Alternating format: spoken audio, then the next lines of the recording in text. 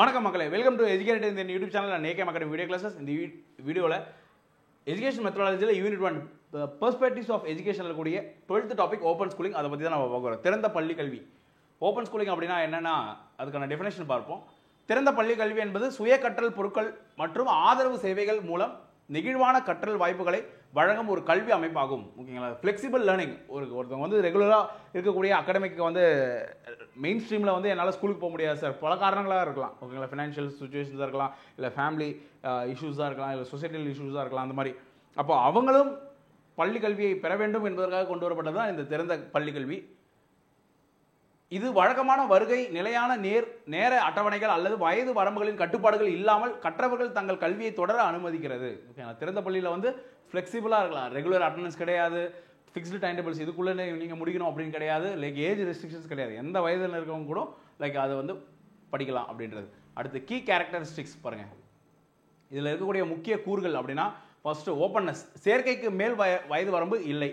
ரெண்டாவது ஃப்ளெக்சிபிலிட்டி, நெகிழும் தன்மை, பாடங்களில் தேர்வு, கற்றலின் வேகம் மற்றும் தேர்வு அட்டவணை ஆகியவற்றில் நெகிழும் தன்மை. எந்த பாடத்தை படிக்க வேண்டும் என்றது அந்த படிப்பவர் முடிவு பண்ணலாம், எப்படி படிக்க வேண்டியதும் அவரே முடிவு பண்ணலாம், எந்த நேரங்களில் படிக்கணும், எவ்வளோ டூரேஷனில். அப்போது எக்ஸாமினேஷன் ஷெடியூலில் வந்து நான் இந்த செமஸ்டர் எழுதுறேனா, டிசம்பர் எழுதுறேனா, இல்லை ஜூனில் எழுதிக்கலாம் அப்படின்ற அந்த ஃப்ளெக்சிபிலிட்டி அங்கே இருக்குது. ஒரு வருஷத்துக்குள்ளே நீங்கள் முடிக்கணும்னு அவசியம் கிடையாது.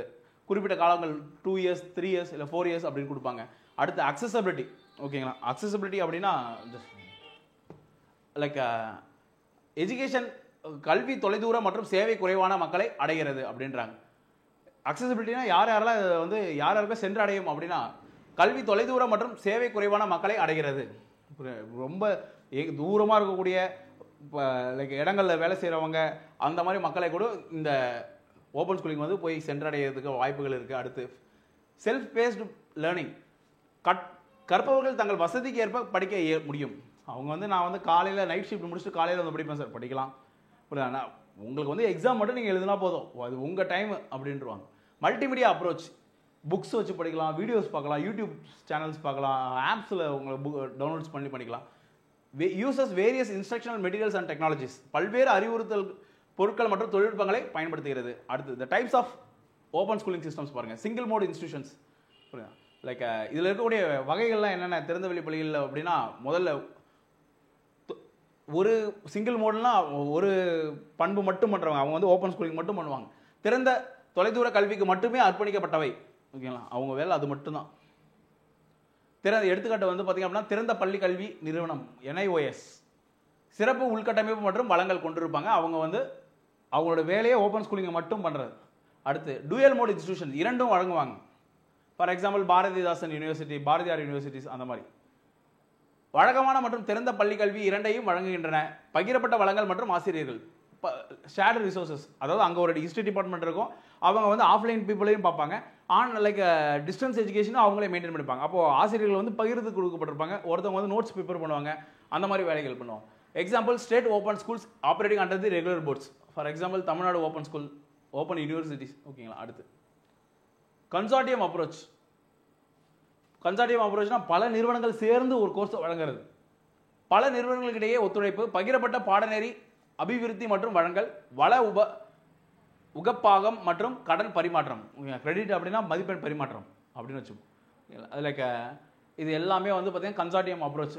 லைக் அவங்க வந்து இப்போ இந்த ஒரு வருஷம் இந்த அகாடமியில் இந்த காலேஜில் படிப்பாங்க, அடுத்த வருஷம் வேற ஊருக்கு போயிட்டு அங்கே நான் வந்து ஜாயின் பண்ணிக்கிறேன் அப்படின்னாலும் பண்ணலாம். அதுதான் கன்சார்டியம் அப்ரோச். அடுத்து ஓப்பன் ஸ்கூலிங் இன் இந்தியாவில் எப்படி இருக்குது அப்படின்னு பார்ப்போம். National institute of open schooling பார்த்தீங்க அப்படின்னா எஸ்டாப்ளிஷ்மெண்ட் 1989 நிறுவப்பட்டது. ரொம்ப முக்கியங்க, இது வந்து ரொம்ப கேட்பாங்க. ஸ்தாபனம் அப்படின்னு வரும், ஸ்தாபனை.